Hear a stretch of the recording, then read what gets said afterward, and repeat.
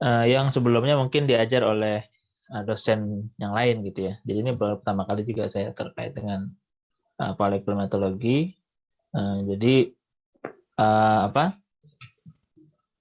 kelasnya ini dijadwalkan hari Rabu sebetulnya jam 13.20 sampai 15.00 gitu ya.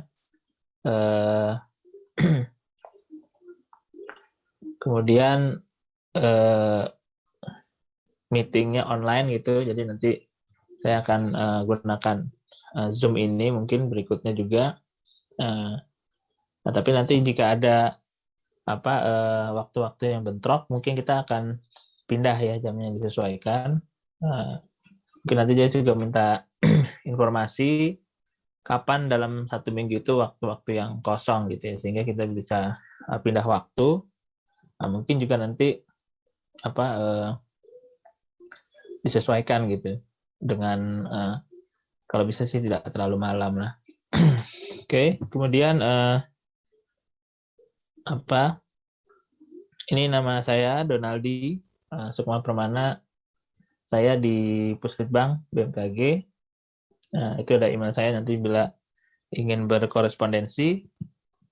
Kemudian ini sebetulnya seperti RPS lah atau SAP-nya gitu. Nanti akan disesuaikan.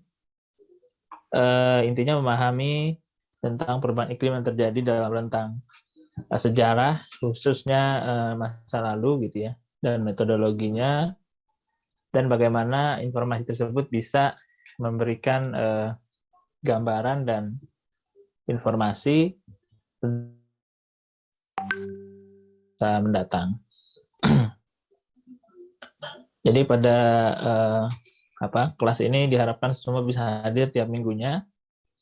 Jika tidak, harus ada alasan yang valid ya, nanti bisa diinfokan ke ketua kelasnya atau ini ya terkait Tegar ya yang untuk mata kuliah paleoklimatologi ini. Ini penilaiannya, jadi ini ditentukan dari STMKG, kehadiran 10%, tugas 20%, UTS dan UAS masing-masing 30 dan 40%. Nah, ini kira-kira gambaran kelas yang nanti akan saya coba ajar ya. Jadi di minimal akan ada 16 kali pertemuan setiap hari Rabu, dan saya sudah cek ini harinya semuanya tidak ada yang libur ya, tidak ada hari libur. Jadi nanti diusahakan tetap pada hari yang sama, hingga nanti jamnya berubah, atau kalau jika ada saya bentrok mungkin kita bisa pindah hari dan sebagainya lah. Jadi secara umum topik-topiknya ini. Jadi kita akan mengenal beberapa apa sih itu paleoklimatologi gitu, kemudian proksinya apa saja, dan juga ada materi lainnya gitu. Nah, kemudian di 2 minggu terakhir sebelum UAS itu nanti ada tugas ya, karena tadi kan memang tugas bagian dari penilaian. Nanti di sini saya minta mungkin ada ini 26 mahasiswa kan ya. Ini sekarang berarti semester ketiga ya, tahun ketiga ya, atau benar atau tidak? Izin Pak, semester 7. Semester berapa? 7 Pak. Iya 7 ya, berarti tahun ketiga kan ya. Berarti kan ya istilahnya sudah tahu lah tentang klimatologi, dan mungkin nanti di tugas ini saya lebih kepada tugas kelompok gitu ya, bisa dibikin 5 kelompok gitu. Nanti masing-masing akan membahas dari beberapa proksi dari paleoklimat ini.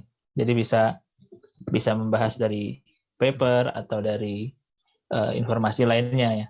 Karena nanti kan ada banyak proksi-proksi dari iklim itu, bisa dari ice core, kemudian sedimen, tree rings dan sebagainya. Jadi nanti di 2 minggu ini lebih kepada paparan terkait apa yang tadi dibuat. Oke, kemudian ini udah lengkap ya, 27 orang hadir semuanya. Siapa tadi yang belum hadir? Firmansyah sama Yazid udah hadir ya? Masih kurang satu, Pak. Siapa? Gimana? Yazid sudah hadir belum tadi?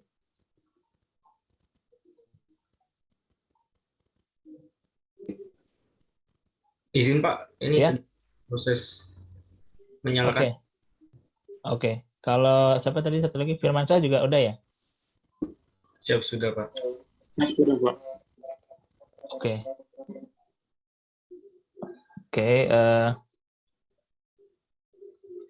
Bisa tampil sekarang yang tampil di sana apa? Masih silabus tadi ya? Siap, masih silabus Pak.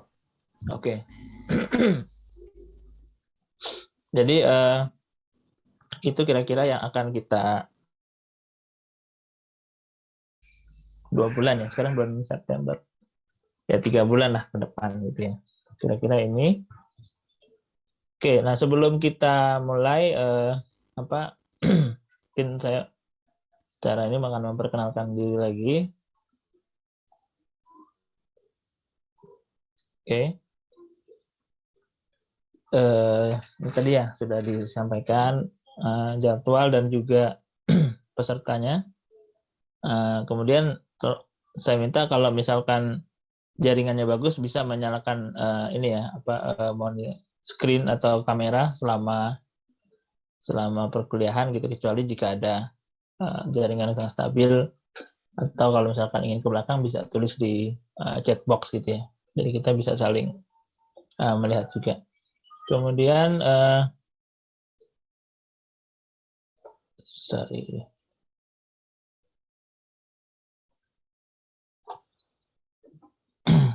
nah ini sekali lagi perkenalan dari saya.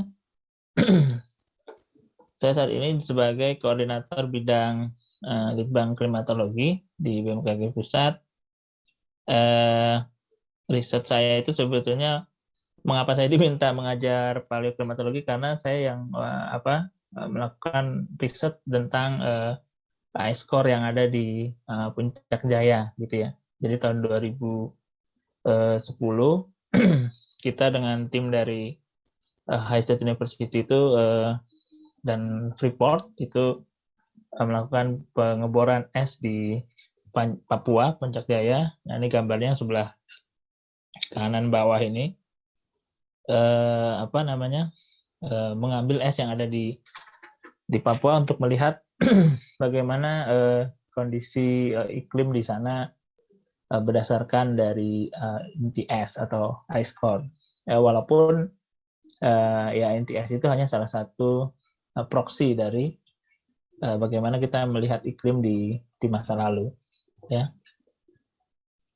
Kemudian ini pendidikan saya sekilas. Jadi tadi saya sampaikan untuk master dan PhD saya diambil di Ohio State University dengan memang jurusannya terkait dengan geological science, khususnya paleoclimate gitu ya. Kemudian saya juga pernah menjadi kepala stasiun GAW Lorelindo di Palu. Nah, tapi tahun ini saya kembali lagi ke Pusitbang sebagai peneliti dan koordinator tadi. Sebelumnya saya juga pernah mengajar di UI dulu sebagai asisten dosen, kemudian saat kuliah juga sempat menjadi asisten dosen, mengajar tentang earth science dan juga oceanografi. Kemudian tahun 2017 pernah juga di STMKG tentang pemrograman komputer. Mungkin beberapa teman yang sudah lulus juga kenal juga. Kemudian Fakultas Pertanian untuk mata kuliah agroklimatologi. Nah, ini beberapa rekod saya di terkait riset ya. Jadi ada bisa diakses di Google Scholar, kemudian Scopus ID dan ResearchGate bisa dilihat jika ingin tertarik lebih lanjut. Oke, mungkin kita langsung ini kita sampai mungkin jam 16.30 ya, kan 100 menit ya. Tapi mungkin ya more or less lah, nggak harus fix gitu. Oke, beberapa materi di sini lebih banyak berbahasa Inggris ya, karena ini materi yang saya juga terima saat kuliah di luar gitu ya.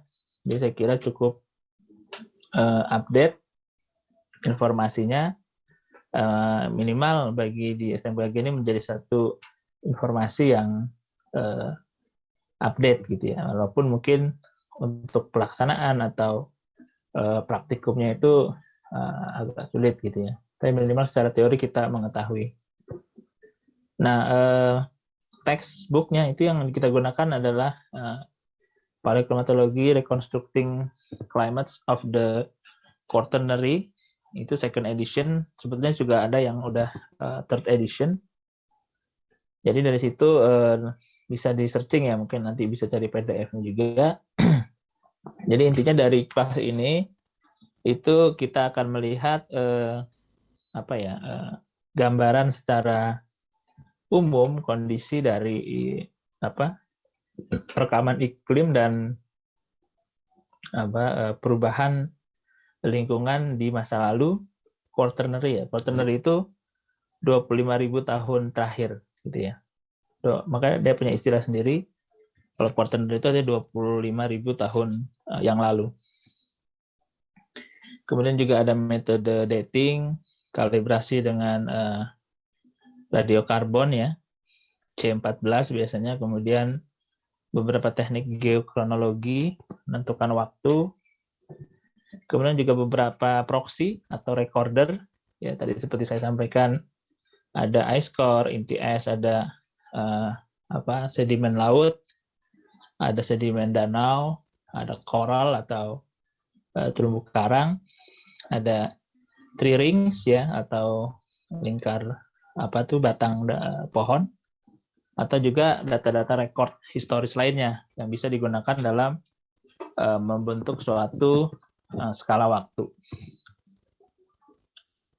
Kemudian ya saat ini paleoclimate juga sebetulnya yang sangat penting gitu, karena bagaimana kita bisa memahami kondisi saat ini dan yang akan datang kalau kita tidak memahami apa yang terjadi di masa lalu gitu kira-kira.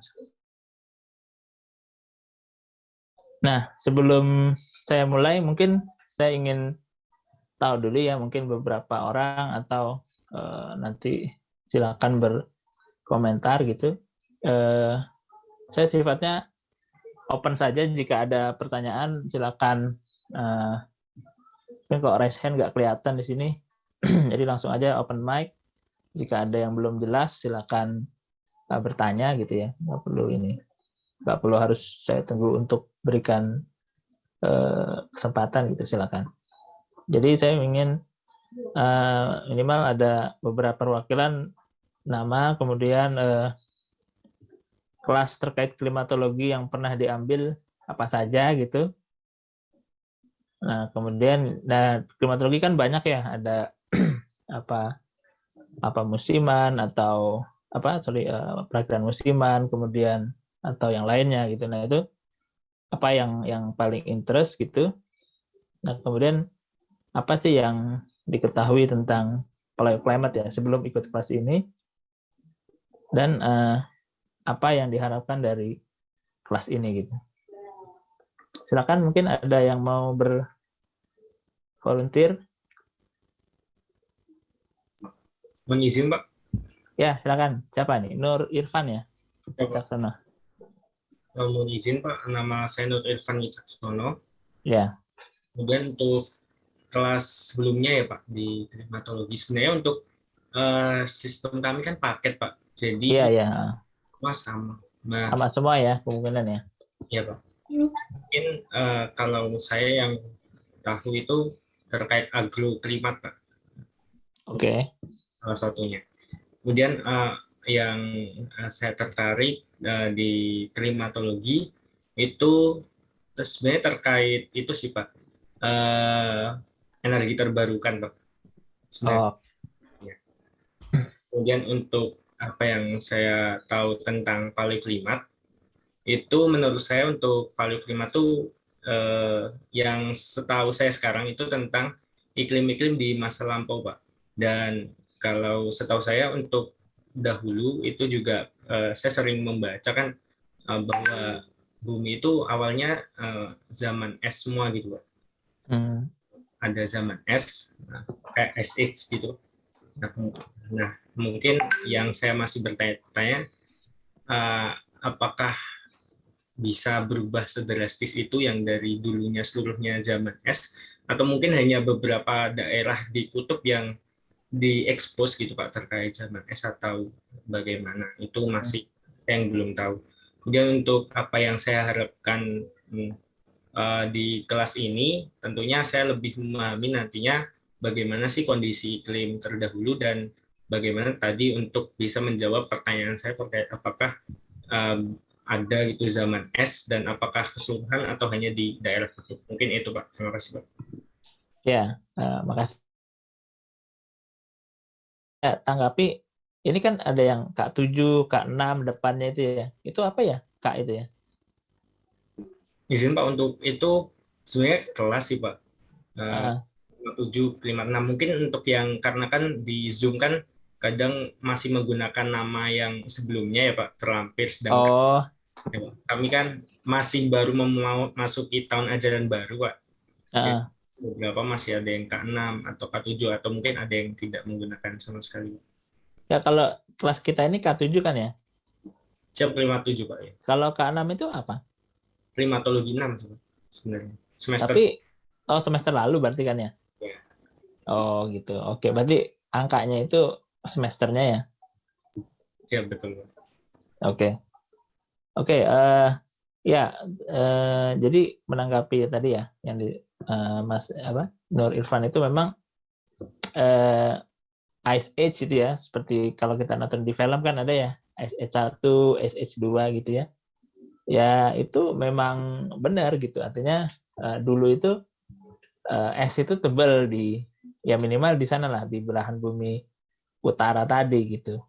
Nah, memang pertanyaannya bagus tadi, apakah itu semua di seluruh bumi itu juga tertutup es gitu ya. Nah, itu nanti juga akan kita coba lihat di sini gitu. Tapi yang jelas adalah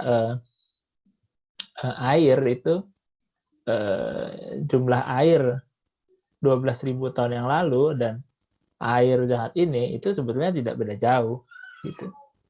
Artinya kalau saat itu es di belahan bumi utara itu tinggi gitu ya, kan es itu sebetulnya air juga ya kan. Cuman masalahnya saat itu esnya berkumpul dalam bentuk padat, berupa es di atas benua Amerika misalkan.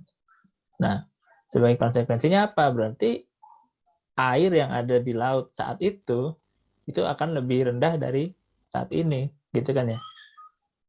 Karena airnya saat itu berkumpul semua di darat berupa es.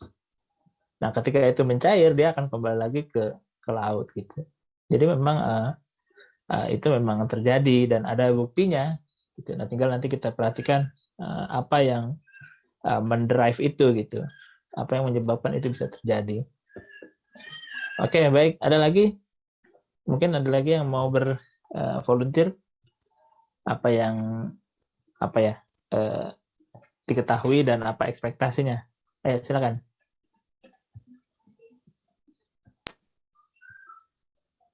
Mohon izin Pak.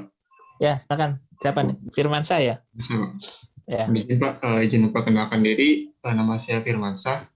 Kemudian untuk kelas di klimatologi sebelumnya, mungkin sama kayak Ivan tadi untuk kelas-kelasnya.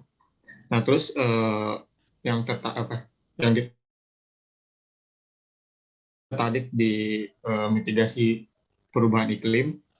Kemudian apa yang harus saya ketahui tentang paleoklimatologi, yaitu ilmu di bidang klimat yang mempelajari tentang iklim di masa-masa lalu. Salah satunya itu mempelajari tentang data proxy utamanya itu, Pak. Nah, kemudian untuk apa yang saya ekspektasi dari belajar di kelas ini, saya pengen tahu iklim di masa lalu tentunya, dan juga saya pengen tahu tuh gimana gitu Pak cara dapetin datanya. Terus kan kita ketahui salah satunya itu kan dari es, kemudian dari ring pohon gitu. Nah, jadi yang kita teliti itu apanya gitu Pak. Yang saya pengen tahu sampai ke sana. Dan mungkin kan kita ketahui juga bahwa sebelumnya itu kita pernah ngalamin zaman es, dan sekarang sampai ke sekarang tuh normal lagi, dan apakah mungkin di kemudian hari itu di masa depan itu akan kembali lagi gitu Pak. Itu sih yang pengen saya tahu gitu. Terima kasih Pak. Ya, makasih pendapat dan komentarnya. Ya, saya kira tadi baik ya interestnya terkait dengan mitigasi perubahan iklim ya. Jadi memang isu perubahan iklim saat ini memang sedang hot gitu ya, menarik, apalagi IPCC mengeluarkan report yang terbaru. Nah, itu juga memprediksi bagaimana kondisi iklim itu nanti kira-kira seperti apa. Tapi yang lebih menarik bukan seperti apanya, tapi apa dampaknya gitu ya. Karena dan apakah manusia siap gitu dengan dampak yang nanti akan terjadi gitu. Nah, kalau dari sisi paleoclimate itu juga menarik yang tadi disampaikan Firmansyah tadi. Kalau dulu pernah terjadi gitu, apakah nanti ke depan juga akan terjadi lagi gitu kan ya. Nah, yang tadi saya sampaikan, apakah misalkan nanti kenaikan suhu 2 derajat gitu ya di tahun 2100 misalkan, itu di masa lalu pernah terjadi nggak gitu dengan rata-rata suhu seperti itu gitu. Ada nggak masa-masa di waktu lampau yang suhunya seperti itu gitu, dan saat itu seperti apa gitu kan. Tapi yang jelas satu, bahwa saat itu manusia belum ada sebanyak ini kan gitu ya. Artinya saat ini jumlah manusia di bumi itu sekitar 7 miliar jiwa ya. Artinya tentunya 7 miliar ini kan perlu kebutuhan kan ya, perlu makan, perlu energi, dan itu kan semua harus disupport gitu oleh bumi ini. Tapi kan kalau di masa lalu tidak ada manusia gitu, jadi bumi mungkin sesuaikan. Tapi dengan kondisi saat ini manusia bisa mengeksplor dan sebagainya, apakah bumi juga masih bisa menyesuaikan? Nah, itu memang menarik gitu. Ada lagi yang ingin menyampaikan ininya, pendapat atau ini terkait dengan poin-poin yang saya sampaikan? Mungkin satu orang lagi. Silakan.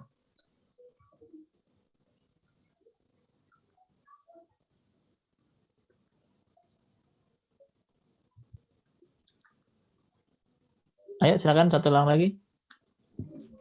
Izin Pak. Silakan. Izin Pak, mungkin tadi ada yang disampaikan Firman mungkin yang belum di highlight Pak, terkait data-data di masa lalu Pak. Kan sering kita menjumpai, apalagi kalau di atas 30 tahun ya Pak, apalagi di Indonesia tuh banyak sering kekosongan data Pak. Nah itu berarti cara menggambarkannya itu bagaimana, sedangkan datanya itu banyak yang kosong seperti itu. Terima kasih. Iya. Ini berarti data ini ya, data pengamatan ya, pengamatan ya seperti suhu gitu ya, kemudian kelembapan, angin dan sebagainya.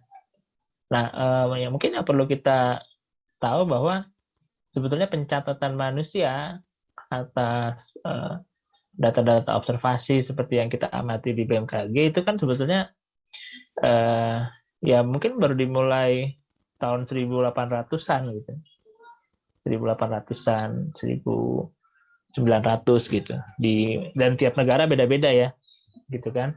Artinya dulu itu kan tidak ada yang mencatat suhu itu dengan menggunakan termometer ya.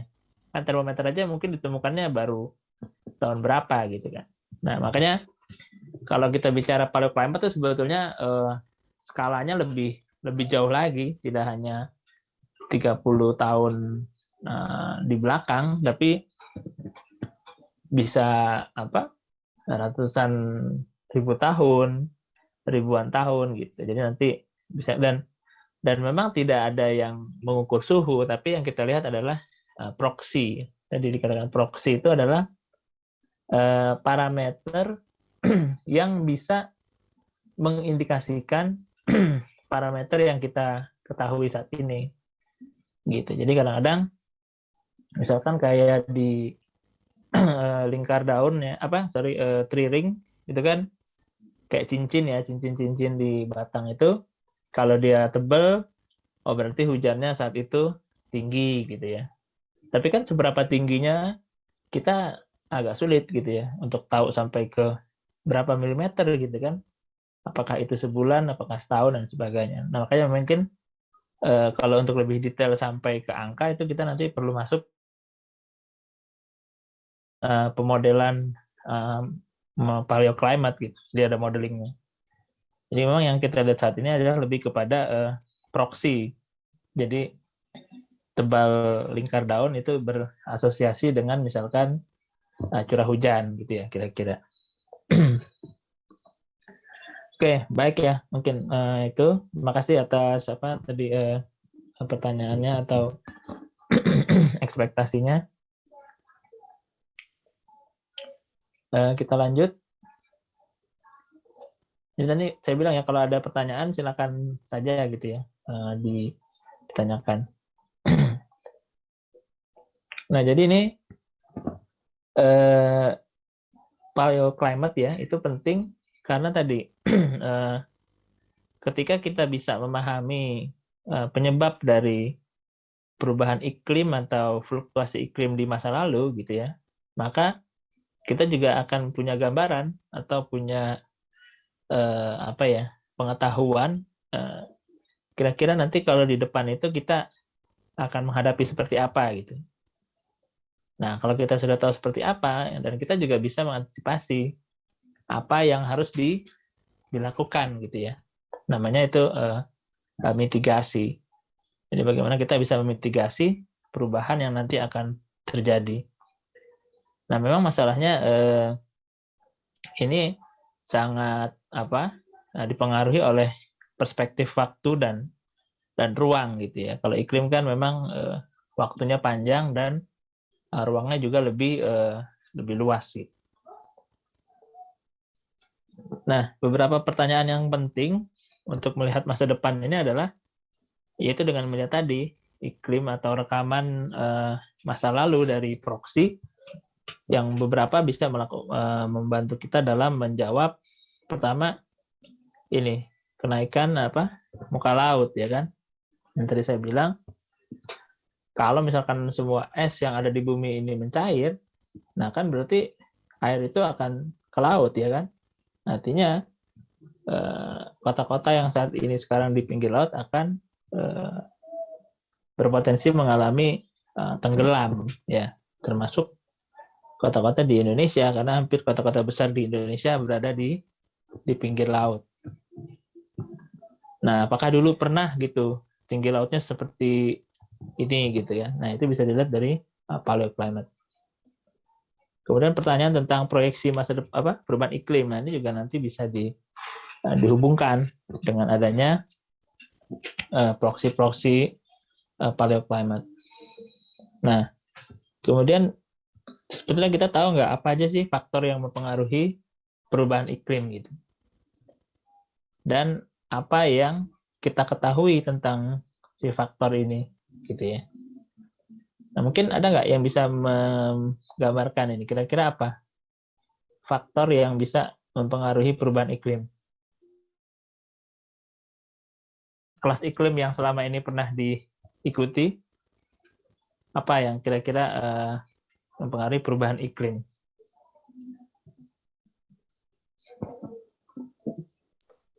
Silakan. Oh, Pak. Ya, silakan. Mohon izin Pak, untuk setahu saya itu yang faktor yang paling besar merubah iklim itu adalah kenaikan suhu rata-rata bumi, Pak. Jadi itu disebabkan oleh banyak hal yang terutama itu efek dari gas rumah kaca yang semakin tinggi, Pak. Mungkin seperti itu, Pak. Oke, ya. Itu salah satu ya, artinya kalau kenaikan suhu itu kan berarti ya iklim berubah ya, karena kan suhu kan salah satu parameter iklim kan. Tapi apa yang menyebabkan suhu itu naik? Tadi dikatakan kenaikan gas rumah kaca kan, karbon dioksida dan sebagainya. Oke, ya itu boleh, itu satu faktor gitu ya. Nah sekarang apakah hanya itu saja yang mempengaruhi perubahan iklim? Ada lagi yang lain? Izin Pak, letusan gunung berapi Pak, seperti letusan Gunung Pinatubo dan Krakatau gitu Pak. Itu yang saya baca itu mengakibatkan adanya perubahan iklim gitu Pak. Terus juga satu lagi mungkin ada fenomena kayak meteor jatuh itu Pak, mungkin bisa. Iya, kalau gunung berapi tadi apa? Perubahan iklimnya apa? Apa yang dirubah? Mengakibatkan ini Pak, apa namanya tuh, pendinginan di bumi gitu. Akibat dari ininya Pak, debu yang dihamburkan ke atmosfer. Ya, betul. Jadi letusan gunung berapi itu juga bisa menjadi salah satu faktor yang mempengaruhi perubahan iklim gitu. Artinya ketika kita berbicara iklim kan itu skala waktunya ya tahunan gitu ya, atau puluhan tahun gitu ya. Nah, tapi memang perlu letusan gunung berapi yang cukup kuat gitu, seperti tadi disampaikan Pinatubo tahun 1991, kemudian Krakatau tahun 1883, kemudian apalagi itu ada lagi satu lagi juga, itu juga karena tadi efeknya dia melepaskan debu ke atmosfer ya. Nah itu menjadi aerosol gitu ya. Nah aerosol itu dia kemudian menyebar ke seluruh bumi dan dia merefleksikan sinar matahari yang masuk ke bumi gitu. Sehingga apa? Sehingga bumi permukaan bumi tidak menerima sinar matahari yang sama, akhirnya menjadi lebih dingin gitu. Jadi perubahan iklim itu tidak hanya identik dengan pemanasan global gitu. Menjadi kering, menjadi lebih basah gitu ya. Dan tidak ada hubungannya juga apakah ketika dia menjadi lebih panas kemudian otomatis menjadi kering gitu ya. Jadi itu dua hal yang tidak berhubungan gitu. Bisa aja makin panas tapi makin kering, bisa juga. Tapi bisa juga makin panas tapi makin lembab, bisa juga. Dan sebaliknya gitu. Terus tadi apalagi yang kedua, meteor ya. Kalau meteor itu sebetulnya lebih ke yang berubah tidak hanya iklim ya, saya kira itu semua ini juga berubah ya, ekosistem dan sebagainya gitu. Oke, berarti tadi ya pertama gas rumah kaca, kemudian gunung berapi, letusan gunung api. Ada lagi yang bisa mempengaruhi iklim berubah? Izin Pak. Ya, silakan. Izin Pak, mungkin yang bisa mempengaruhi juga dari deforestasi lahan Pak, dan juga alih fungsi lahan dari hutan menjadi sawit Pak. Oke. Itu apa? Apa yang berubah? Maksudnya dengan terjadinya itu iklim apa, parameter apa yang berubah? Izin Pak, mungkin kan kalau hutan itu kan sebagai filter ya Pak, filter utama untuk polusi juga Pak. Dari situ mungkin bisa meredus polusi-polusi yang bertebaran gitu Pak. Kemudian juga apa dari segi misalkan alih fungsi lahan ke sawit juga strukturnya itu mudah terbakar Pak, yang akhirnya ketika kemarau gitu Pak lebih berpotensi untuk mengakibatkan kebakaran hutan. Mungkin setahu saya itu sudah. Ya, ya betul. Jadi itu salah satu dampak ya dari, namanya kalau di bahasa Inggris kita katakan land use change gitu ya, perubahan guna lahan ya. Tapi kadang-kadang tidak hanya itu, tidak hanya hutan ditebang gitu ya, tapi merubah lahan, misalkan tadinya tanah menjadi aspal, itu kan juga land use change ya, merubah tadinya istilahnya untuk penyerapan air gitu, tiba-tiba dibuat perumahan atau jalan. Nah, di situ juga bisa terjadi perubahan albedo ya. Tahu kan ya albedo ya? Belajar kan? Yaitu reflektivitas permukaan bumi terhadap dari sinar matahari. Jadi yang tadinya bumi itu bisa menyerap panas, artinya tidak dipantulkan lagi ke udara, tapi ketika dia berubah jadi hitam kan dia menyerap kan. Nah, akhirnya panas yang dihasilkan oleh permukaan itu juga bisa berpengaruh gitu. Nah, itu memang juga salah satu perubahan iklim ya, yang bisa menyebabkan iklim berubah. Ada lagi yang ide lain yang kepikiran selain yang tadi sudah disampaikan?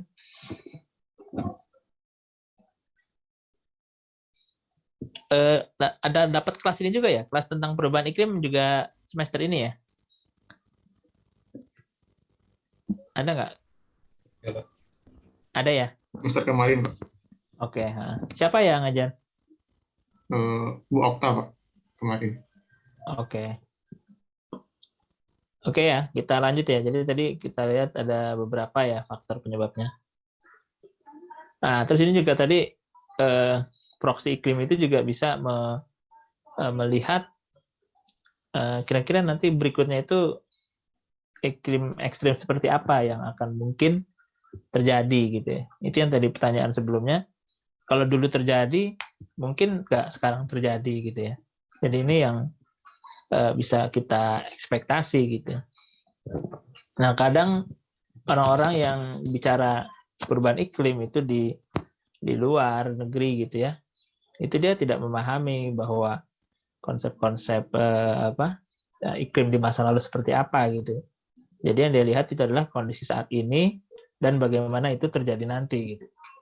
Padahal kalau kita hubungkan dengan masa lalu, kita bisa memahami lebih banyak informasi. Oh, ini hanya tadi ya ringkasan lagi dari perkuliahan kita. Jadi kita mungkin fokus di sini dulu, nanti kita bisa lanjut di pertemuan berikutnya tentang lebih detail lagi. Kita lanjut. Ini buku tadi ya, tambahan selain yang tahun 2015 ini versi terbaru. Itu ada juga beberapa tambahan jurnal ya. Ini jurnal. Nah, ini tadi yang tadi saya sampaikan, tugasnya nanti akan kita buat 5 kelompok misalkan. Nanti satu kelompok misalkan membahas tentang tree rings gitu ya. Apa yang bisa diperoleh dari tree rings, bisa berdasarkan jurnal dan sebagainya. Kemudian dari iScore, dari proxy lainnya ya. Jadi nanti berdasarkan itu. Ada pertanyaan sampai sini? Oke, kita lanjut. Nah, ini. Jadi yang tadi sebetulnya disampaikan oleh teman-teman semua tadi terkait dengan faktor apa sih yang mempengaruhi iklim gitu ya. Nah, tadi kan sebetulnya ada 2, yaitu faktor alam, dan yang kedua nanti faktor manusia gitu ya. Makanya disebut antropogenik ya kalau yang manusia itu, karena ternyata manusia ini juga bisa mempengaruhi iklim di bumi. Pertama adalah faktor alam. Nah, ini tadi sudah disampaikan ya oleh siapa tadi yang kedua? Lupa. Itu jumlah dari abu vulkanik. Nah, ini kita lihat bahwa ini di Pinatubo, Filipina, tahun 91, itu bisa mempengaruhi iklim, ya minimal suhunya akan turun gitu ya. Mungkin 1 tahun atau 2 tahun gitu. Bahkan waktu di Gunung Krakatau, yaitu ada istilahnya buku Year Without Summer gitu. Jadi ada 1 tahun yang nggak ada summernya, artinya nggak ada musim panas, semuanya musim dingin, karena saat musim panas pun mataharinya tidak masuk karena ada abu vulkanik. Kemudian matahari. Nah, ternyata matahari itu juga bisa mempengaruhi iklim. Karena kan selama ini juga kita tahu bahwa sumber energi dari bumi itu kan ya dari matahari ya. Kalau energinya berkurang, maka ya yang masuk juga berkurang gitu. Sehingga sistem iklim yang ada di bumi pun juga berubah. Nah, yang berubah di matahari itu bisa banyak. Bisa ada namanya sunspot ya. Sunspot itu titik-titik yang ada di matahari ini.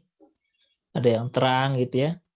Nah, itu kalau sunspotnya banyak, itu bisa mempengaruhi juga terhadap suhu atau energi yang masuk ke bumi.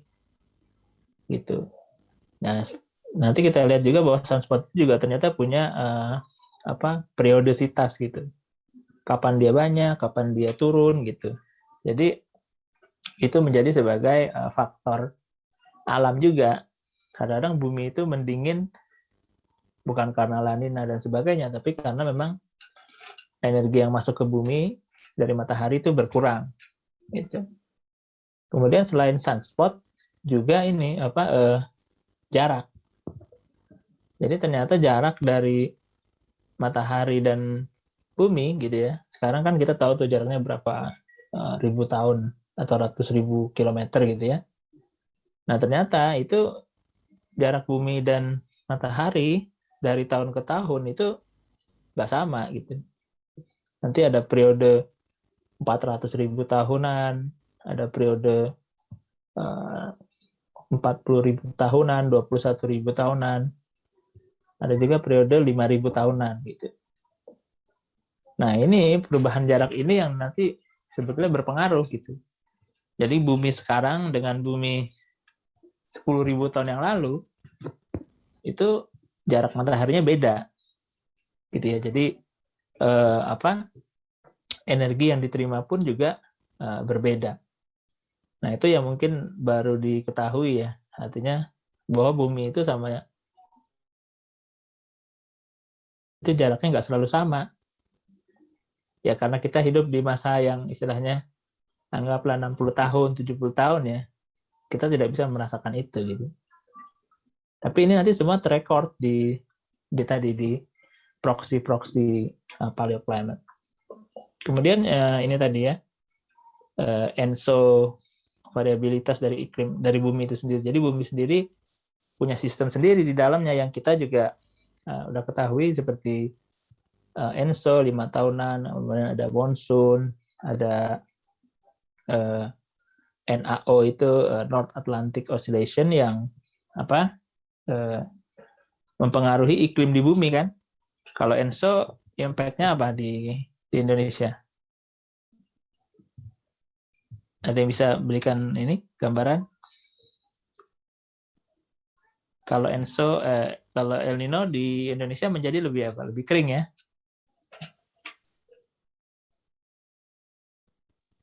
Ya. Jadi kalau El Nino Indonesia cenderung lebih kering gitu. Dan kalau La Nina kita cenderung lebih basah. Oke. Oh iya, sebelum saya lanjut, ini peserta ini semuanya di mana tinggalnya? Ada yang di apa waktu Indonesia Tengah atau Indonesia Timur? Izin Pak, untuk tinggalnya beda-beda Pak. Ada yang waktu Indonesia Tengah sih Pak. Kalau yang Timur nggak ada? Oh, Pak. Ada nggak yang Timur? Waktu Indonesia Timur ada? Izin Pak. Ya. Nggak ada. Tidak ada, Pak. Tidak ada ya. Yang Indonesia Tengah itu di mana? Izin Pak, di Banjarbaru Pak, Kalimantan Selatan Pak. Oh, oke. Jadi paling timur ya Banjarbaru ya. Yang lainnya semuanya barat ya. Jawa dan Sumatera ya. Benar kan ya? Siapa? Benar, Pak. Oke. Maksudnya nanti kita kan kalau mundur waktu ya, mungkin di pertemuan berikutnya dan sebagainya kita bisa mengakomodir juga yang beda jam atau waktunya. Oke, kita lanjut. Jadi ini tadi ya faktor-faktor yang alamiah mempengaruhi iklim. Nah, ini adalah tadi yang saya bilang sunspot, ya. Banyaknya titik-titik di matahari tadi. Jadi matahari itu kalau dilihat di gambar tadi ya, nih. Nah ini itu ada titik-titik tuh, ada hitam, ada putih, merah gitu ya. Nah itu jumlahnya itu bisa dimonitor dari bumi mungkin dengan menggunakan satelit dan sebagainya. Nah itu minimal dari tahun 1988 ini terlihat gitu. Jadi ada siklus namanya 11 tahunan gitu. 7 sampai dia turun lagi itu sekitar 11 tahunan. Nah makanya suka ada kalau misalkan sunspotnya sedikit itu biasanya bumi akan lebih dingin misalkan. Ya, nanti kita lihat lagi lebih dingin atau lebih panas gitu ya. Karena terkait dengan jumlah energi yang dipancarkan ke bumi. Gitu. Jadi makanya kalau pas bumi panas atau dingin itu jangan hanya nyalahkan misalkan wah ada ENSO atau ada La Nina gitu atau lagi monsun gitu. Kita juga lihat ini yang skalanya lebih panjang. Ya, jadi ini masih terus dilakukan ini. Jadi sebenarnya udah naik lagi. Ini kan 2000 berapa nih? 2009 sebenarnya udah nambah lagi nih sampai 2021. Nah, ini lebih jauh lagi dari tahun 1750 gitu. Ini tuh bisa diamati juga gitu. Nah, ini bisa dilihat datanya ini bisa dari proxy atau juga mungkin dari pengamatan secara ada alat khusus gitu lah. Jadi ini per 11 tahun sekali. Ini dari World Data Center Sunspotted Royal Observatory of Belgium ya. Jadi di Belgia ini yang melakukan pengamatan. Nah, berikutnya ini faktor yang mempengaruhi iklim yang disebabkan oleh manusia. Nah, ini tadi yang disampaikan oleh siapa tadi? Saya lupa yang pertama. Hilmi ya, kalau nggak salah ya. Nah, itu yang pertama adalah konsentrasi gas rumah kaca. Ya, jadi ya itu seperti yang udah kita pahami. Gas rumah kaca itu kan mentrap ya panas bumi untuk keluar ke atmosfer ya. Ke luar angkasa sehingga panasnya itu ya hanya berada dalam bumi terus gitu. Makanya seperti selimut gitu ya. Makanya suhu bumi meningkat. Nah, ini contohnya yang sebelah kanan ya.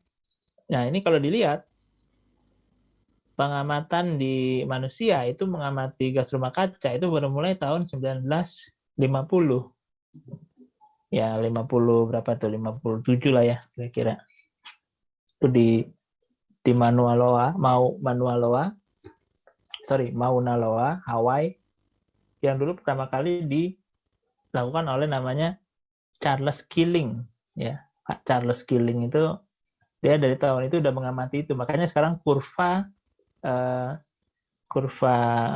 gas rumah kaca itu namanya disebut Keeling curve atau kurva Killing gitu namanya. Nah, sekarang kita udah melakukan ini juga di stasiun gawe BMKG ya, yang terpanjang di Kota Tabang, di Palu, dan di Sorong gitu. Kalau di Kota Tabang itu mulainya tahun 9, mungkin tahun 99 lah kalau tidak salah ya, 98 gitu. Nah, kalau dari mana ini naik? Ya, seperti ini gitu naiknya. Dan ini kan memang disebabkan tadi kan pembakaran bahan bakar gitu ya, kemudian pabrik dan sebagainya. Nah, greenhouse gases apa aja? Apakah hanya karbon dioksida gitu kan? Enggak juga ya. Ada juga metana, kemudian sulfat fluoroksida gitu ya, dan sebagainya. Nah, sebelum tahun 1960 seperti apa gitu? Nah ini, jadi dari record ice core itu bisa melihat konsentrasi karbon dioksida di masa lalu itu berapa gitu. Ya, jadi ini kita lihat kan tahun 1850 itu masih 290. Masih rendah. Sekarang ini tahun 2021 itu terakhir itu sekitar 414 ppm. Jadi udah lebih tinggi lagi dari ini, udah mungkin segini ya kira-kira. Coba ya, pointer option. Nah nih, bisa lihat ya, ini saya apa namanya pointer. Jadi sekarang Bisa, itu, jadi sekarang tuh 414 tuh udah di sini. Jadi ini gambar ini kalau diterusin, sekarang itu mungkin di sini nih. Gimana ya cara bikin gambarnya? Laser pen. Oh ini kali ya. Kelihatan nggak? Sini ya. Kelihatan, Pak. Nah, sekarang tuh di sini. Itu kenaikannya sekitar 2 ppm per tahun. Gitu. Nah, dulunya tahun 1860 masih di sini. Nah, ini kan kenapa dijadikan patokan? Karena ini di sini awal manusia mengembangkan apa yang disebut dengan revolusi industri kan ya. Di mana di Eropa saat itu mulai membangun mesin diesel gitu ya, pabrik-pabrik ya, seperti kalau kita nonton film kan, film tahun segitu kan masih bakar apa istilahnya kereta gitu kan, asapnya masih pada hitam semua ya. Jadi ya udah pada mulai melepaskan karbon dioksida di sini terus karbon dioksida. Nah, dan karbon dioksida itu sekali dilepaskan ke udara itu susah untuk masuk lagi ke bumi gitu kan. Karena kan sebelumnya dia berbentuk apa? Tadi ya, batu bara atau minyak bumi kan, berada di dalam bumi. Tapi ketika dibakar, ya dia menjadi gas. Nah, gasnya ini tidak bisa lagi masuk ke dalam bumi karena prosesnya bisa ratusan tahun ya, gitu. Artinya apa? Artinya kalaupun kita stop semua aktivitas itu gas rumah kaca masih akan terus ada di atmosfer sampai 100 tahun ke depan gitu. Dan memang saat ini manusia belum bisa menemukan cara bagaimana memasukkan kembali gas rumah kaca yang ada di atmosfer untuk kembali lagi ke dalam bumi gitu. Jadi manusia bisa membakarnya cepat gitu, melepasnya ke atmosfer cepat, tapi untuk membalikan lagi ke bumi nggak bisa. Ya itulah kenapa gas rumah kaca semakin meningkat. Ada pertanyaan sampai sini? Atau ada ide? Atau ada pendapat? Jadi kita sistemnya ini aja kalau ada yang nggak ngerti tanya aja langsung. Oke. Kalau nggak ada kita lanjut ya. Nah yang kedua ini atau yang ketiga dulu deh. Nah yang ketiga ini tadi yang udah disampaikan si siapa tadi, Irfan ya, perubahan dari albedo dari permukaan bumi ya, atau reflectivity-nya. Nah, ini tadi yang perubahan land use, kemudian deforestasi gitu ya. Karena ketika kita merubah bumi, kita kan sebetulnya merubah muka bumi ya. Misalkan tadinya putih, kita jadiin aspal hitam semua gitu kan. Yang harusnya di situ memantulkan matahari, karena dia berubah warna hitam, jadi menyerap matahari semua. Dan kebalikan, yang biasanya hitam diganti jadi putih misalkan, juga sama gitu ya. Nah, itu semua pasti ada efeknya. Walaupun mungkin sifatnya lokal ya. Artinya kan, tapi kan jika itu dilakukan oleh banyak negara juga pasti ada impact-nya. Nah, kemudian yang ketiga adalah perubahan dari ini, aerosol dan partikel dari fossil fuel gitu ya. Jadi aerosol yang kita lepaskan ke bumi ini juga ada pengaruhnya. Nah, kira-kira apa ini pengaruhnya? Kalau di gambar ini kan kebakaran hutan ya. Kebakaran hutan kan berarti berkaitan dengan yang black carbon itu kan. Karena dia menyebabkan karbon hitam.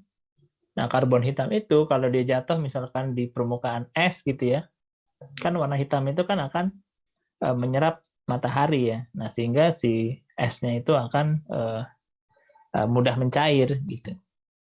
Nah, yang lainnya adalah bahwa aerosol itu bisa menambah ini inti kondensasi dari atmosfer kan.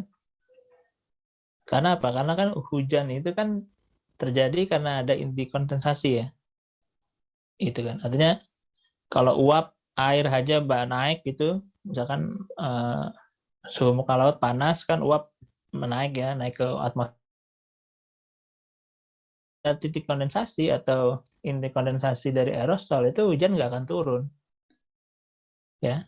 Jadi untuk terjadinya hujan itu tidak hanya butuh air, tapi butuh ada inti kondensasinya kan. Karena kan untuk dia berubah menjadi embun dan sebagainya itu butuh ada titik. Nah, titiknya itu berasal dari aerosol ini. Nah, itu juga menjadi faktor yang mempengaruhi perubahan iklim. Oke, ada pertanyaan dari tadi ya, beberapa faktor iklim yang mempengaruhi.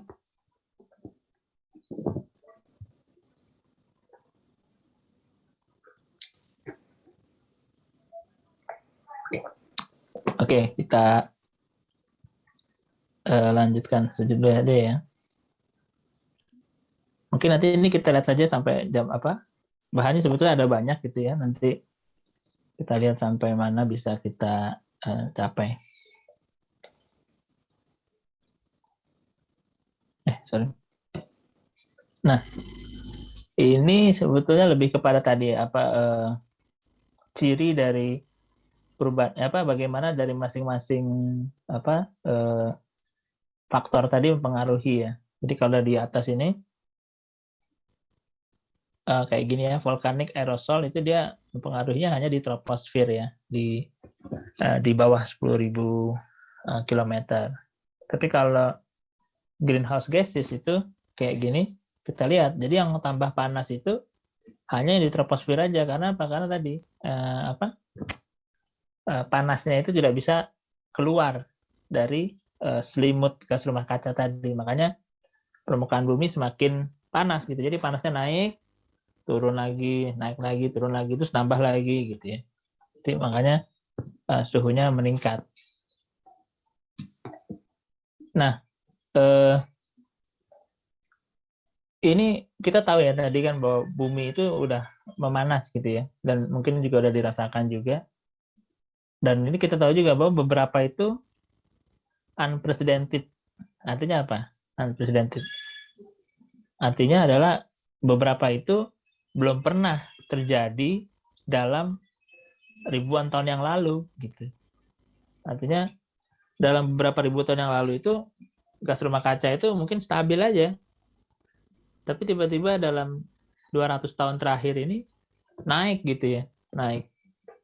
Artinya itu belum pernah terjadi sebelumnya, sehingga kita juga nggak tahu kira-kira nanti efeknya kayak gimana gitu ya.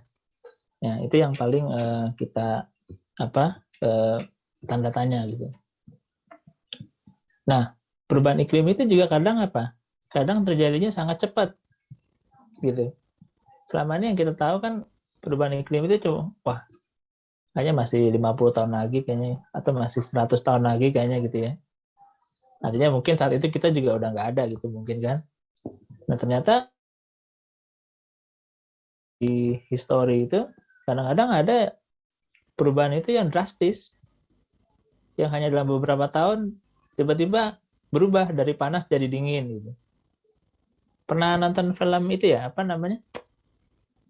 Yang tahun 2012 itu. Yang apa sih, saya lupa. Yang tiba-tiba suhunya jadi dingin itu. Ada yang pernah nonton? Sini Pak. Izin Pak, Ya. Day Apa? After Tomorrow kan Pak? Ya, betul. The Day After Tomorrow. Ada yang udah nonton kan? Nah, itu sebetulnya bukan hal yang tidak mungkin lah. Tapi memang di film itu di apa namanya, dilebih-lebihkan gitu. Sangat dipercepat gitu kan. Kalau nggak salah di film itu hanya terjadi dalam 8 hari kalau nggak salah gitu. Nah, sebenarnya sih kalau 8 hari juga nggak secepat itu. Tapi bisa aja dalam tahun atau puluh tahun itu mungkin gitu. Karena apa? Karena ada buktinya di masa lalu tuh pernah ada yang terjadi itu shift gitu. Jadi suhu panas tiba-tiba turun gitu. Dan itu terekord, ada istilahnya kayak di Italia itu namanya Tyrol Man. Dari Tyrol Man itu manusia dari Tyrol, yaitu nama daerah di Italia. Itu mayatnya itu ketimpa ini salju.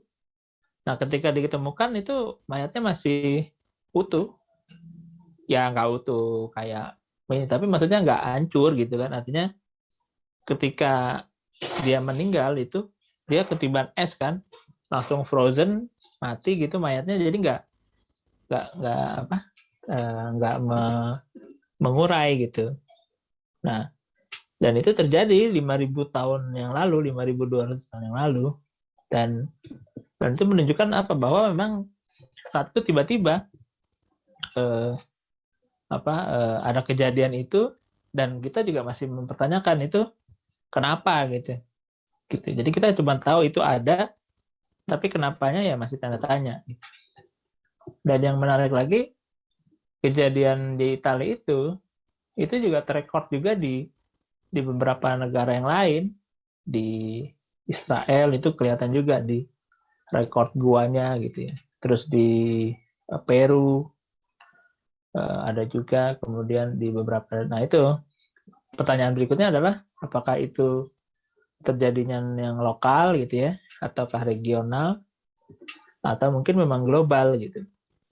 Kalau iya, apa penyebabnya kan? Nah, itu juga masih belum diketahui. Ini beberapa contoh yang mungkin terjadi kalau rapidly ya, kayak tadi nih, shrinking sea ice. Jadi kalau sea ice itu tahu kan, es yang mengapung di laut ya. Kalau yang ada di darat namanya,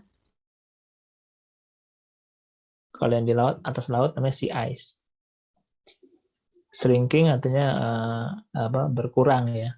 Kemudian ecosystem disruption, atau tadi nih retreating melting glacier. Jadi glacier itu semakin berkurang, seperti yang terjadi di Papua. Nah, ini di gambar ini tahun 2005 ya. Jadi ya hampir sama lah dengan kondisi saat ini. Nah, ini aja kita lihat itu dari tahun 1900 naiknya itu udah 0,75 Celcius. Nah, ini rata-ratanya juga meningkat ya, makin ke sini. Nah, terkadang kita hanya melihat sesuatu itu lokal gitu ya. Tapi sebetulnya dampaknya itu global gitu. Karena apa? Karena atmosfer kita ini kan nyambung kan ya. Artinya atmosfer Indonesia sama atmosfer Cina gitu sama Amerika kan semuanya jadi satu gitu. Artinya kalau kita bakar hutan di sini akan menyebabkan karbon dioksida gitu ya ke udara, dan karbon dioksida yang ada di udara itu kan nggak cuma ngumpul di atas kita ya, dia kan akan muter ke seluruh dunia gitu. Jadi memang terkadang kita hanya melihat apa yang terjadi di sekitar kita gitu. Padahal dampaknya mungkin lebih luas dari itu. Itu kira-kira seperti itu. Nah, memang masalahnya adalah karena kita tidak bisa memberikan label ya ke karbon dioksida itu. Kan tadi kita ada lihat ya bahwa karbon dioksida itu sebenarnya dari tahun 1800 itu udah meningkat kan, karena ada revolusi industri dan sebagainya. Tapi kan kita nggak tahu ya, maksudnya karbon dioksida yang ada di atmosfer sekarang ini itu mana yang paling banyak kontribusinya kan, gitu ya. Padahal sebenarnya kita juga udah tahu yang paling banyak kan kemungkinan negara-negara Eropa yang sudah mulai membakar itu dari tahun 1800-an. Nah, kalau yang kita ini Indonesia yang negara-negara berkembang kan baru kan ya, baru-baru ini aja gitu maju. Kalau mereka kan dari dulu udah maju. Nah, kalau kita bisa ngasih warna aja, misalkan dari Indonesia karbon dioksidanya warna apa gitu ya. Nanti kan mungkin kita bisa lihat nanti di atmosfer itu karbon dioksida negara mana yang paling banyak ya kan, yang istilahnya paling bertanggung jawab terhadap peningkatan gas rumah kaca di dunia. Tapi sayangnya kan dia tidak berwarna ya, jadi kita tidak tahu. Ada pertanyaan sampai sini? Atau ada ide? Oke, kita lanjut lagi ya. Apa ya ini? Ya, ini data yang kita rekam dalam bentuk suhu ya. Kebanyakan hanya dari tahun 1800-an tadi. Tapi kan sebelum ini kan nggak ada yang mengukur temperatur kan. Nah, makanya kita butuh proxy yang bisa menggambarkan temperatur ya. Itu yang namanya proxy tadi. Nah, proxy-nya apa saja? Nah, ini. Jadi kalau yang tadi saya sampaikan di awal, ada berapa nih? 1, 2, 3, 4, 5, 6 ya. Nah, mungkin nanti kita ambil 5 dari sini, jadi tugas kelompok saja. Jadi yang pertama adalah iScore ya. Salah satu proxy, kemudian ada tree ring, ya. Ada coral, ada juga pollen. Pollen itu serbuk sari ya kalau bahasa Indonesianya. Kemudian ada juga speleothems. Speleothems itu ada ada 2 itu. Saya lupa namanya itu. Kalau di Goa kan, mungkin yang sering ke Goa suka lihat ya ada stalagmite, stalaktit ya. Kalau ini ada bedanya, kalau stalagmite itu dari atas, kalau stalagmite dari bawah gitu. Nah, itu juga sebetulnya menyimpan rekor juga gitu. Kemudian ada juga ocean and lake sediment. Itu jadi dia mengambil lapisan di dasar laut maupun dasar danau untuk melihat kondisinya dulu seperti apa.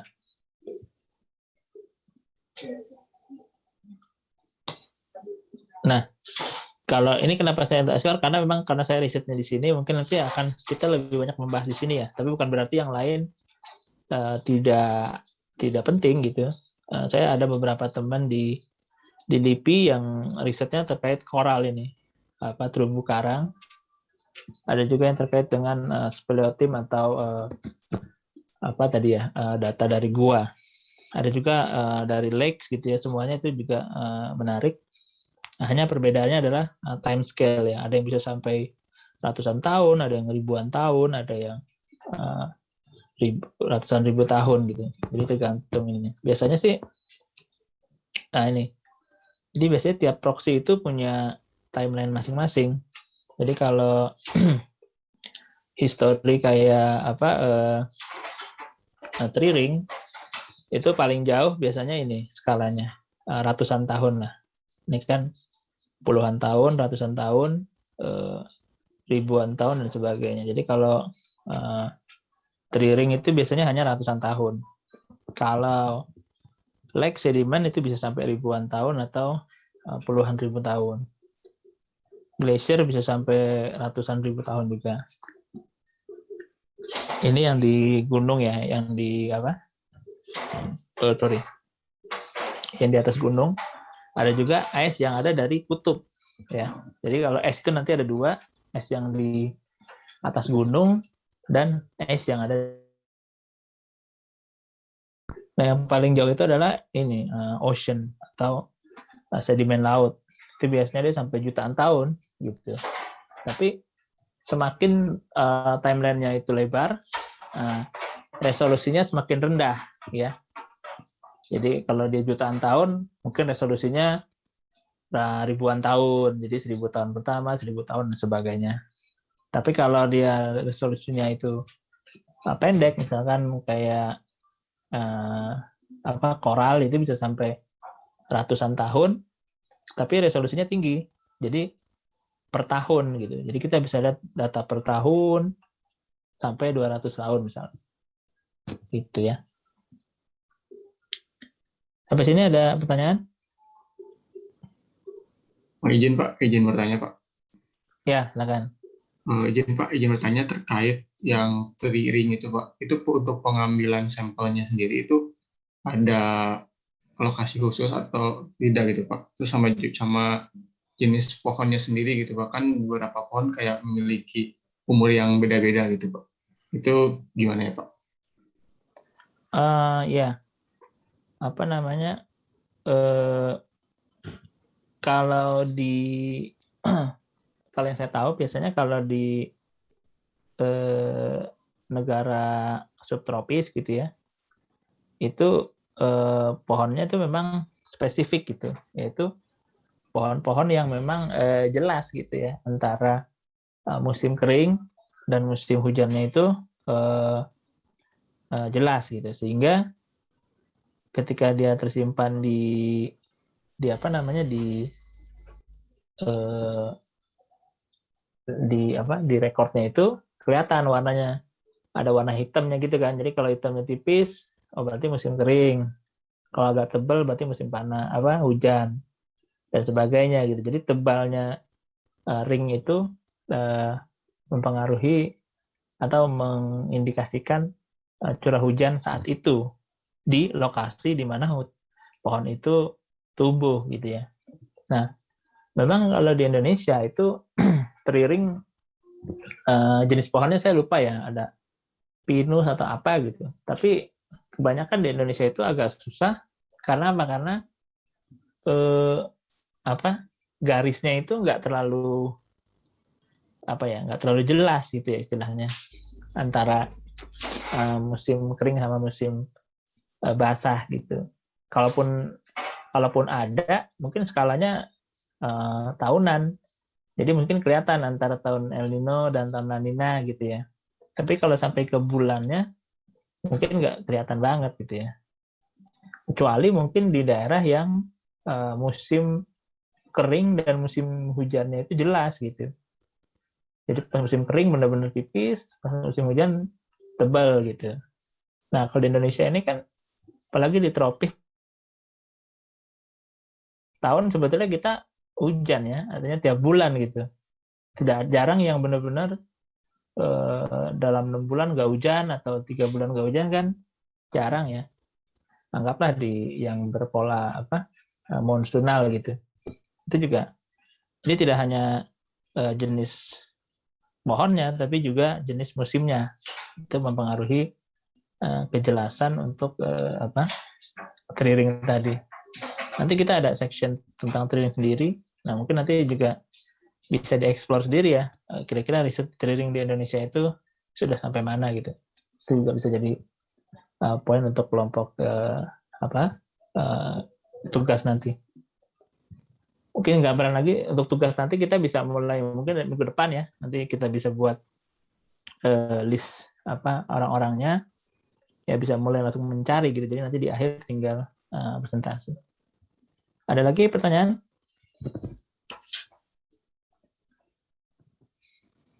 Oke, cukup ya. Kita lihat. Ini sekarang jam 16.12 ya. Kita ada mungkin sekitar 15 menit lagi lah. Oke, kita lanjut. Sorry. Nah, ini mereview lagi tadi pengamatan gas karbon dioksida yang ada di Mauna Loa ini dijadikan patokan di dunia. Artinya apa? Artinya kalau di daerah kita itu di bawah ini, berarti kita masih lebih rendah dibandingkan dunia gitu. Nah, saat ini saya kira di Kota Tabang itu masih di bawah garisnya Mauna Loa, sehingga Indonesia masih dianggap sebagai penyerap karbon ya, terutama dari hutan-hutan yang ada di Indonesia. Nah, untuk melihat yang sebelum itu, melihatnya di mana? Nah, ini. Jadi di Antartika ya, Antartika di benua selatan ya. Itu ada station, itu dia ada ice core nih, bentuknya kayak gini yang di bawah ini ya. Nah, ice core itu kan kalau kita lihat es itu kan ada bulatan-bulatan ya. Pernah lihat es batu kan ya? Nah, di situ kan ada bubble-bubble ya, yang bulat-bulatan kecil-kecil itu. Nah, itu kan isinya sebetulnya udara ya. Udara udara yang terperangkap saat es itu terjadi kan. Ya, nanti kan kalau kita pernah lihat es batu kan ada bulatan kecil-kecil tuh. Nah, bulatan kecil-kecil itu kan isinya udara. Nah, sama aja dengan es core yang ada di Antartika ini. Jadi sebelah kiri ini gambarnya tuh kalau di mikroskop ya kayak gini kira-kira. Itu ada bubble-bubble kecil gitu. Dan itu ada teknik khusus untuk bisa mengambil udara yang ada di dalam es itu. Nah, kemudian setelah diambil, diukur konsentrasi karbon dioksidanya berapa gitu. Nah, artinya kalau es itu terjadi 2000 tahun yang lalu, maka itu menggambarkan kondisi karbon dioksida di 2000 tahun yang lalu. Gitu ya. Nah, jadi ini bisa jadi satu ilmu pengetahuan lagi. Bagaimana sih dia bisa tahu dari es itu kok dulu segini gitu ya. Nah, itu tadi, jadi dari bubble-bubble tadi diambil, ada teknik khusus.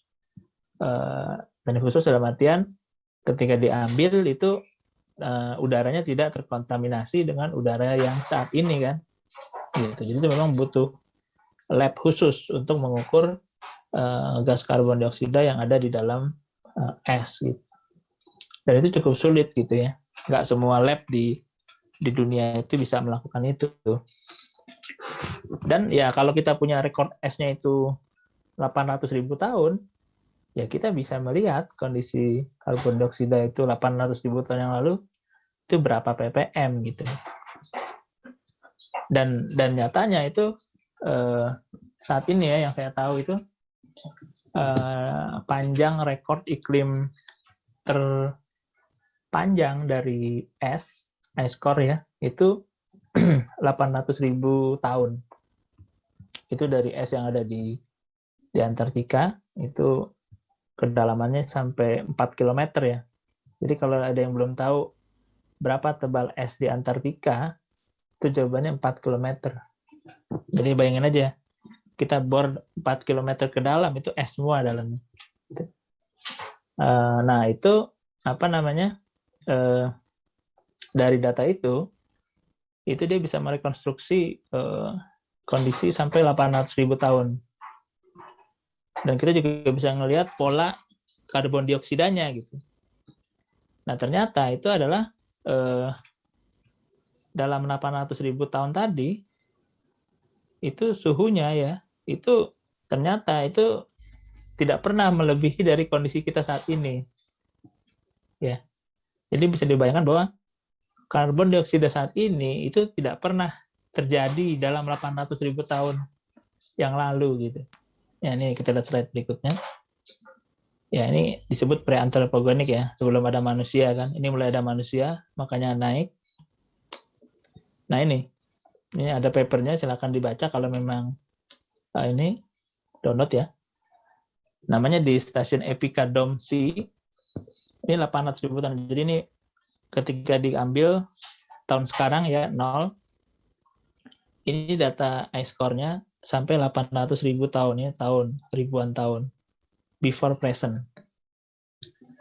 Nah, jadi kita lihat ini kan tinggi, dulu tinggi lagi, dulu rendah, tinggi lagi, dulunya rendah lagi, tinggi lagi. Jadi ada siklus juga.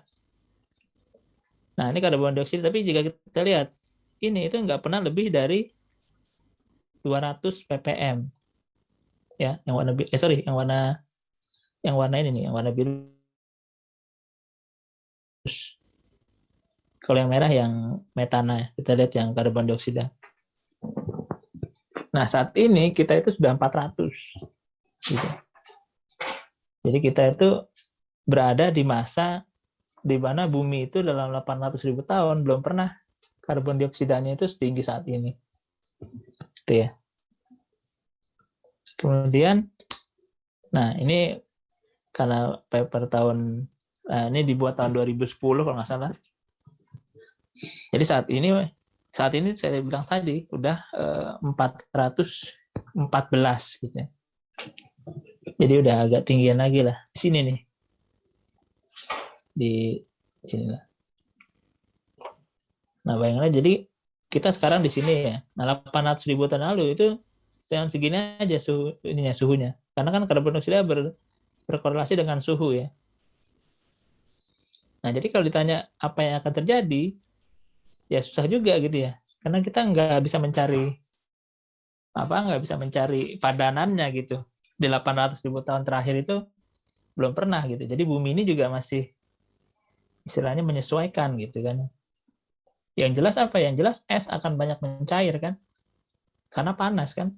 Gitu ya. Kalau es itu simple. Panas mencair. Kalau dingin membeku gitu aja kan. Ya. Tapi kan dengan dia mencair akan merubah sirkulasi dan sebagainya, itu yang perlu dipahami juga.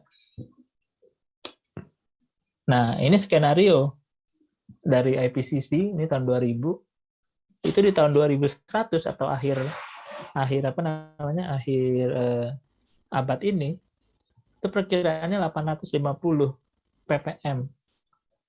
Kalau kita tidak menghentikan laju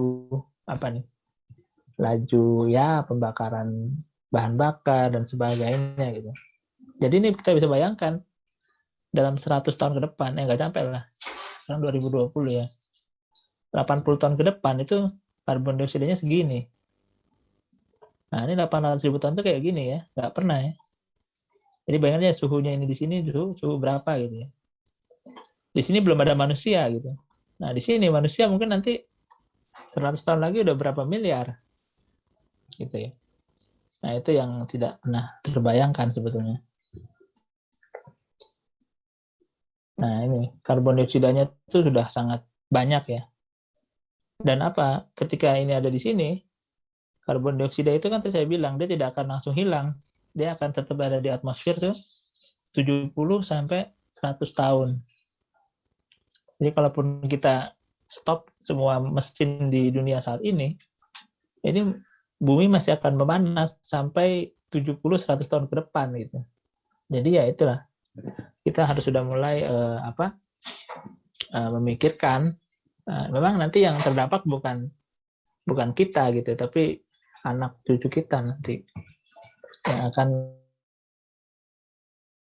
mungkin nanti kita akan disalahkan gitu ya, kok dulu tidak menahan laju ini gitu ya, gitulah kira-kira.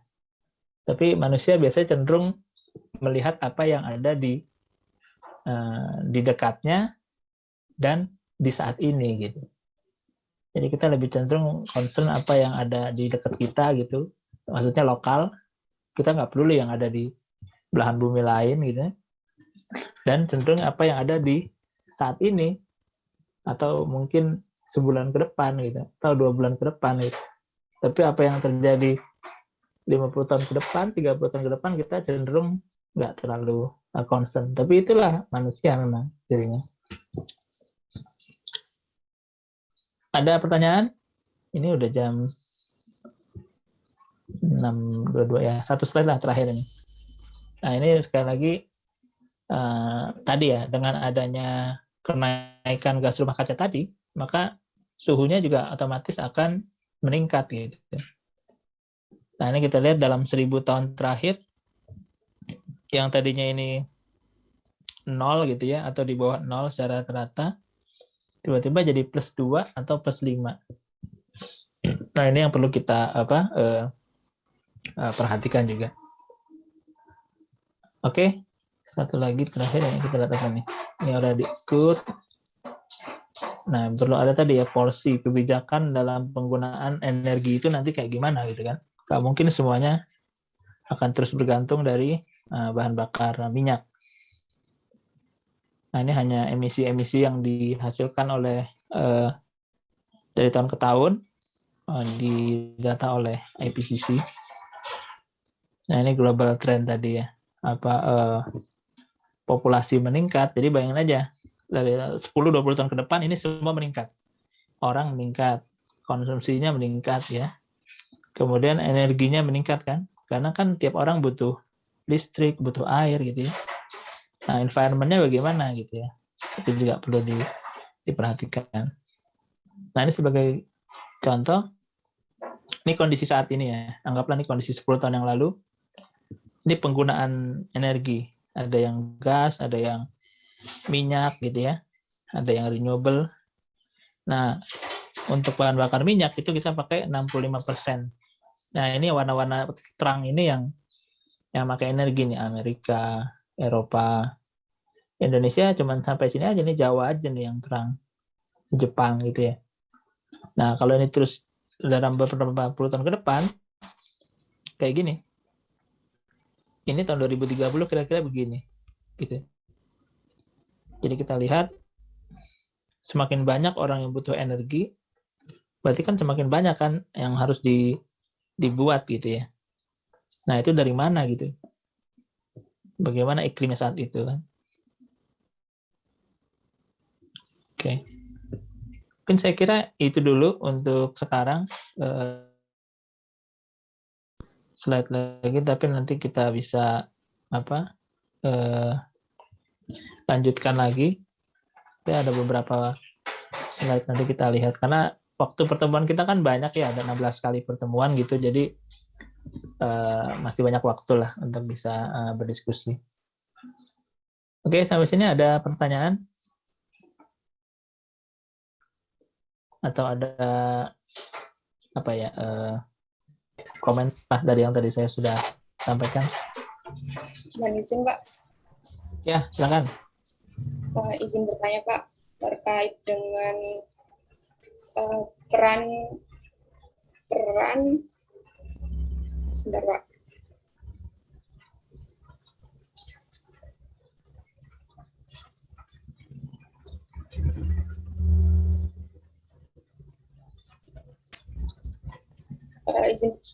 Izin bertanya Pak, terkait dengan sudah sejauh mana peran penelitian dari ilmu paleoklimatologi untuk mitigasi perubahan iklim yang akan terjadi di masa depan, Pak? Gimana peran paleoklimatologi terhadap sebagai mitigasi perubahan iklim yang terjadi di masa depan? Jadi istilahnya bagaimana paleoclimate bisa mempengaruhi gitu ya untuk memitigasi di masa depan gitu ya. Ya itu yang tadi saya bilang. Jadi orang-orang yang belajar paleoklimatologi kan dia mempelajari ya bagaimana iklim di masa lalu itu kayak gimana gitu. Terus dia juga melihat saat ini tuh kayak gimana gitu ya. Dan dia juga tahu kan di masa lalu itu pun iklim berubah juga ya. Iklim berubah.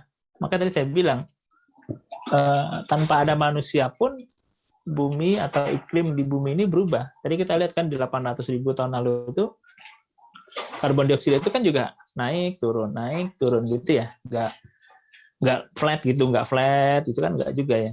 Artinya alam itu sendiri dia mempunyai mekanisme untuk berubah gitu.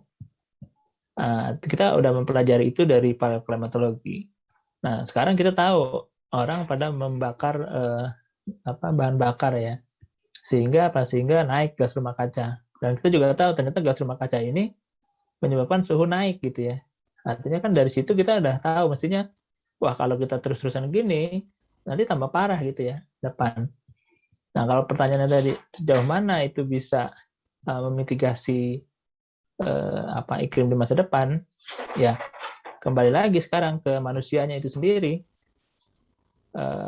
Dengan kita memberi, paling kalau dari kita ya peneliti ataupun pengajar gitu kan, kita hanya bisa menjelaskan ya bahwa ini loh yang terjadi di masa lalu, ini yang sekarang gitu.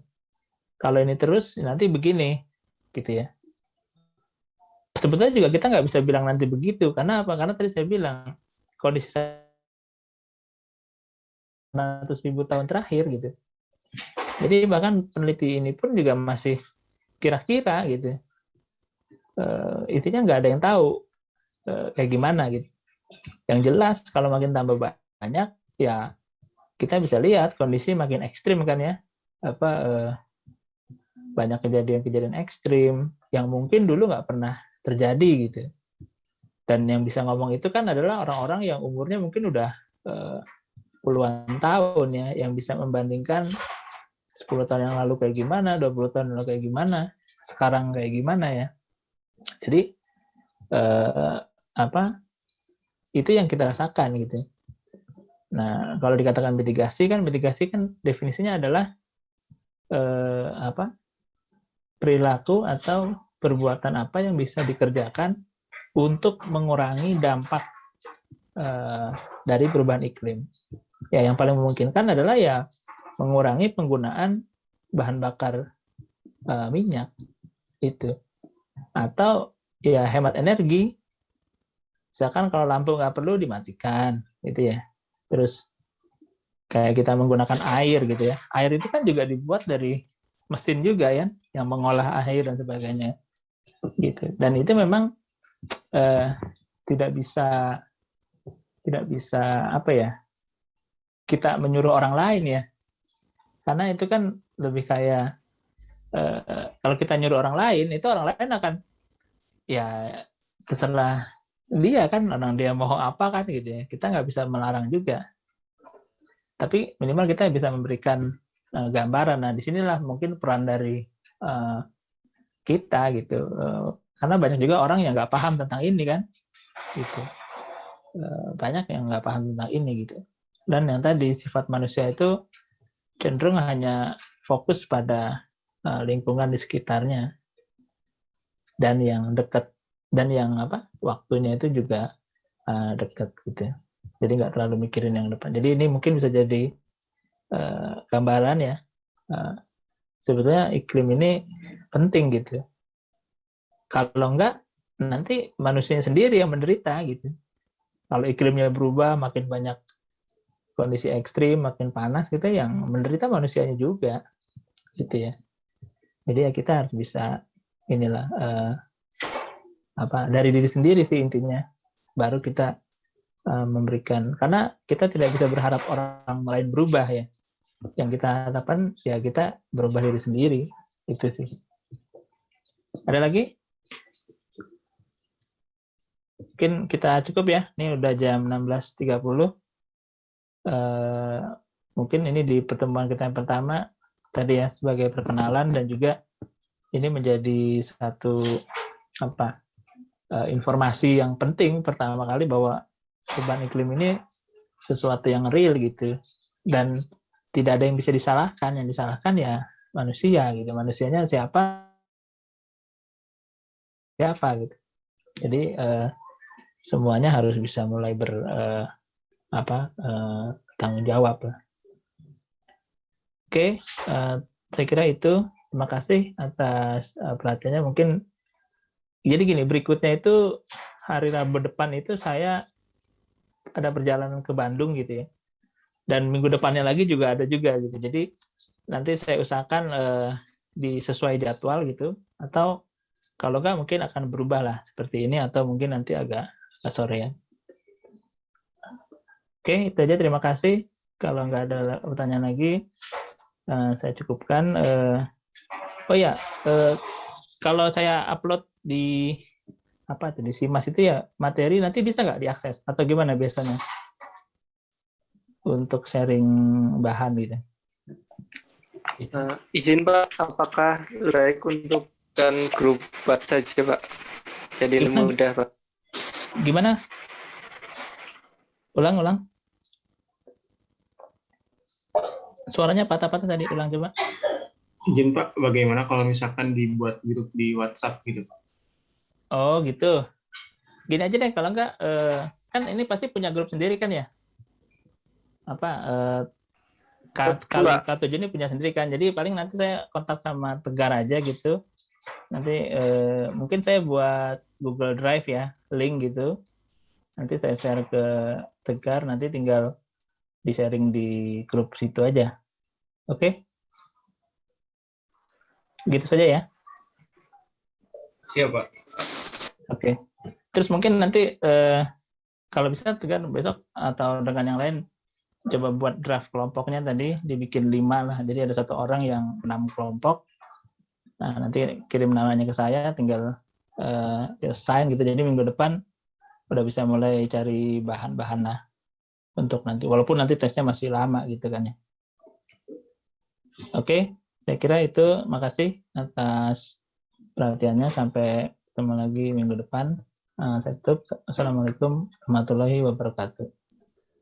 Waalaikumsalam. Waalaikumsalam warahmatullahi wabarakatuh. Terima kasih Pak. Terima kasih Pak. Oke.